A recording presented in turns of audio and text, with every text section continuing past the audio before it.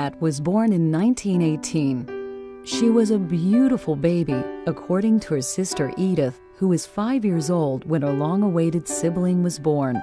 She was a beautiful baby. Even I remember that when she was born. Blue eyes and golden hair. Oh, yeah. That's the truth. It's the truth. I had blonde hair. In those days, if a child was different, if that child didn't walk or talk or play or understand things like other children, there were few services available to help. My mother never wanted to give her up. Never during her lifetime. And she didn't.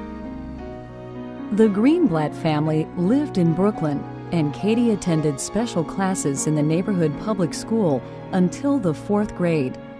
After that, with her father deceased, Katie's mother struggled to find things to keep Katie busy while she worked. Katie would go shopping for neighbors and help in the house. Used to go shopping for people. Remember that? Yeah, I remember that. I used to go shopping for people was living in my apartment. Upstairs. Yes. A Italian woman, and one downstairs on my floor. I used to go. She held her own. She certainly did. She had friends in the neighborhood, but her life revolved around her immediate surroundings. As she got older, she could not travel on her own or do many of the things that young women of her age were doing. Then, in 1949, a friend who was also the mother of a child with special needs told Katie's mother about a group of parents who had come together to create services for their children. This group was soon to be known as AHRC New York City. My mother, I remember telling me, and I remember hearing it again from our wonderful neighbor, Miriam Jacobs. Miriam had gotten together with my mother and said that she read this, just a little blurb, an advert in I think it was the New York Post or something, back in '48, where this woman had a mentally retarded son, and she wanted to just get together in houses for support groups, and that was Anne Greenberg that just put this little ad in the paper. So Miriam and my mother got together, and I guess I'll need my mother's help on this. I guess they went from house to house, and all of the founders of the AHRC were just parents that got together for this sort of thing. The rest of Katie's life mirrors the growth of AHRC since its inception. In the 1950s, Katie began to attend an AHRC sheltered workshop in Brooklyn. She was taught to travel on her own in spite of her fears. She made friends and had a boyfriend. She began to have a full life. Katie was quite an adult at that point, and so we were changing extraordinarily deep habits, and it was really incredibly hard. And of course the workshop and everything else in Katie's life never would have worked without that traveling piece. Her beloved mother died in 1970, and her sister Edith did not know what to do. Because I was afraid. I was desperately afraid that she would wind up in the street if I'm not around. And I didn't want that. When Katie came here in July, you could imagine my mother and Katie just lost their mother, and then they were considering something like this. It was beyond belief. The impact of the whole thing is really indescribable. And so we can't even say enough about Feinstein House and about the opportunity that AHRC opened up for this family.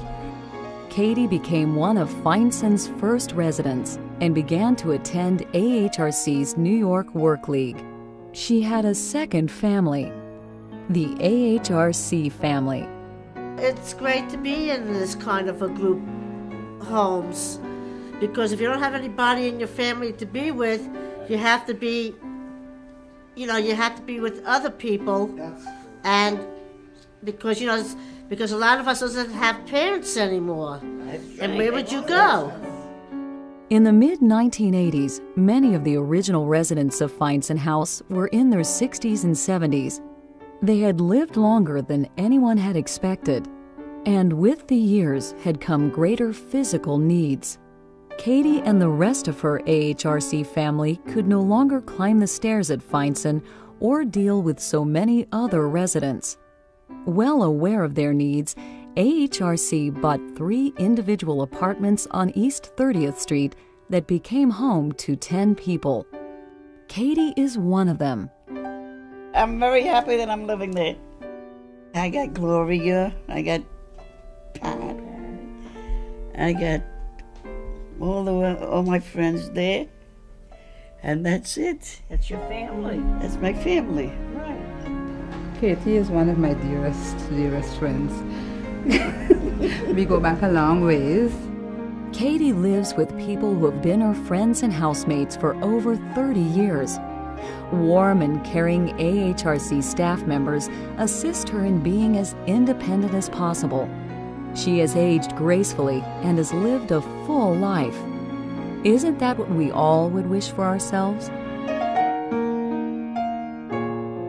I think AHRC is a wonderful, wonderful organization. They do a lot for you, and they take care of you, and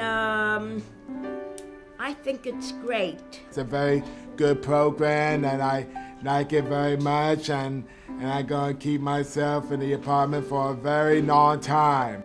They really go all out for us. And the whole thing, we just look upon the whole thing as a sheer miracle, because it's been beyond anything that we could ever imagine. I wish the life that Katie has on probably anybody on this planet, as well cared for, and as the fabulous, totally full life that she has now. And we thank the AHRC and we bless them every day.